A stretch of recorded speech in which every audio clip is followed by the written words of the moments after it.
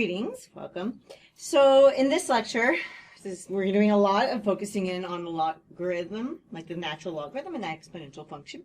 We're particularly going to focus in on the natural logarithm and some of the properties that it has and how this might, they show up in a lot of places, but they might show up in integration also, mostly in where you're simplifying your answer into kind of one nice compact thing. But it's always good to review them anyway, so this kind of gives a nice excuse. So these are natural logarithm properties.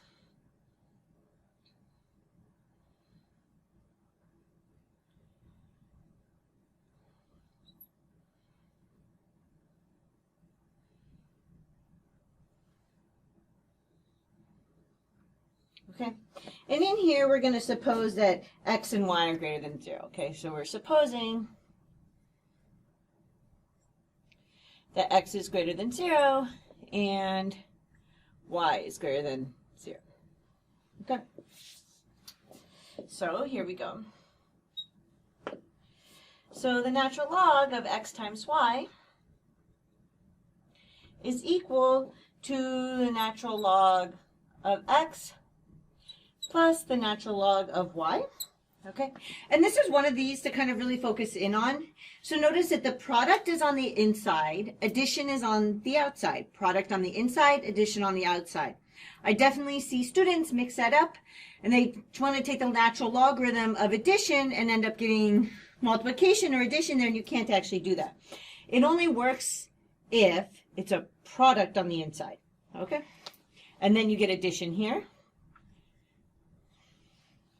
which you could see comes from the fact, right, that if I take like the product of e to the x and e to the x, I get e to the x plus y, right, in the exponent. And that's where that ends up coming from. Okay, and then here, so we have the natural log of x divided by y is going to equal, and so I have the natural log of x minus the natural log of y. Okay, this one actually will be clear when I give you 3, or you could use number 3 and number 1 to actually get this one. So this is more kind of a combination one, but this is what you do when you have division. And then the last one is that the natural log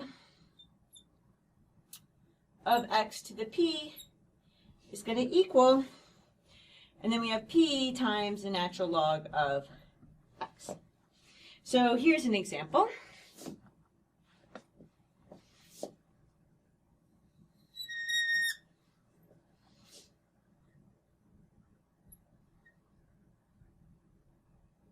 What I'm going to want to do is I'm going to want to take the integral from 0 to 4 of x over x squared minus 9 dx.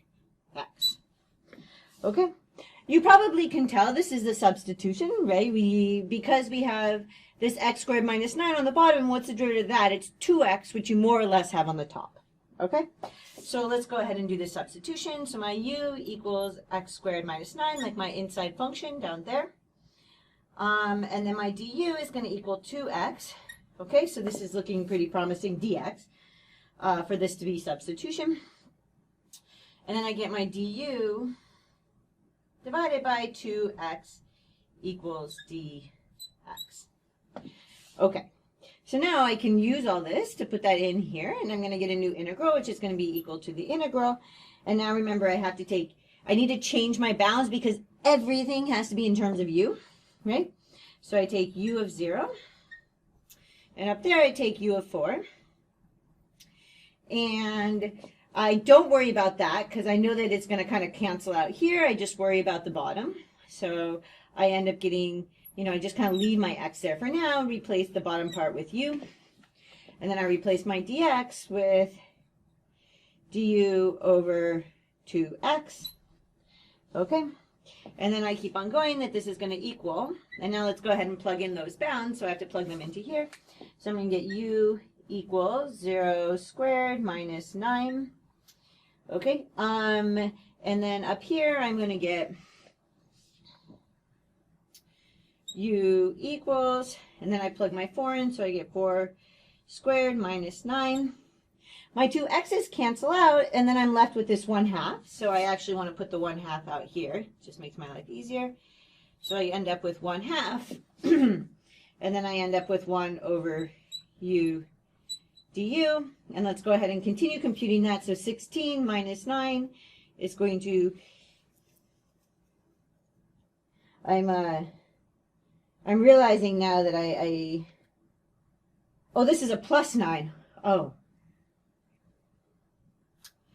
This is supposed to be a plus all along. So I did a computation wrong.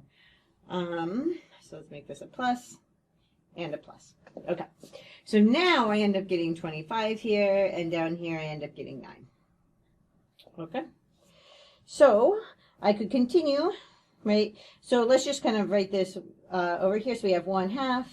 So we're going from u equals 9 to u equals 25 of 1 over u du equals, and then we have 1/2 the integral from u equal, oh sorry,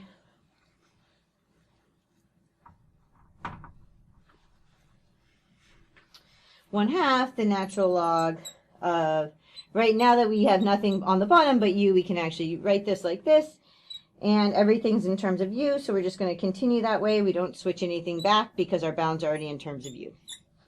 Okay, so now let's like kind of bring that up here and work with this a bit more. So just copy that part up here. So I have 1/2 times the natural log of u from u equals 9 to u equals 25, right? So I want to take 1/2 and then big parentheses, and then I want to do this, right? And I'm going to want to put a number in there, and then subtract off here. Okay, so this one takes the top number, so that takes my 25. This one takes the bottom number, so that takes my 9. Okay, and now you might think, oh, okay, well, I'm done, and you might want to circle this. But this is actually kind of a lot more of a mess than our final answer. So we're actually going to use our logarithmic properties and go ahead and take advantage of the fact that we have nice properties in order to simplify this. So the first thing we kind of might want to do, so this is 1/2. I'm going to distribute the 1/2 here. So I'm going to have 1/2, and then I'm going to have this and 25, right? We should know. So, you know, we can use this property here if we have squares in there, and we do have squares in here. So it's going to be nice to write that as 5 squared, and this is 3 squared. So, but I'm going to distribute the 1/2, and I'm going to go the natural log of, and then I have 5 squared minus, so I have to distribute that 1/2 to both of these, and then I have the natural log of the absolute value of 3 squared, like this. Okay, now I can use this critter right here, right? So now I'm going to use with my, I want to use 3 with p equals 2. Okay, so I'm taking this 2 and this 2. Okay, that's going to be my p equals 2. So I can kind of drop those down to the front, which is going to be nice because that's going to cancel with the 1/2. So I'm going to have 1/2 times, so that 2 is going to kind of drop down to the front. So maybe I'll do that actually in that same orange that I kind of underlined it in. So we have 2, and then we have the natural log of 5 minus 1/2 times, again, we can drop down that 2, and then it kind of disappears once we do that. And then the absolute value of 3. Okay? And then we're kind of, this is going to be really convenient because these are going to cancel to give me 1. These are going to cancel to give me 1. So here I have going on, so my 1 times this, so I can just write this. So I have the natural log of 5 minus the natural log of 3. Now I could have done this much earlier, but we could notice at this point that I don't actually need to have these in here because 5 and 3 are positive numbers. So the absolute value does nothing to them. Okay, and then I can just go ahead and use number 2. So over here, this was what I used to take me, so 3 with p equals 2 took me there. Now I just want to use number 2 to take me down. So I'm going to use number 2, and I'm going to get that this is going to equal the natural log of 5/3. which is a much nicer, that's a much nicer way of writing it than this whole mess up there, which we have no clue what that is. Okay? So this is just one of these examples where I can actually use my logarithmic properties. Right? We first had to do a U substitution. Our inside function, right, was actually the bottom. And we knew that that was likely to work because you more or less have the derivative of the bottom, so x squared plus 9, the derivative of that is 2x, which you more or less have on top, okay? So I go ahead, I take my u and my du, and I solve for this and get dx. And then I want to change everything to be in terms of u, so I take u of 0, which was this bound, right, and u of 4, which is that bound.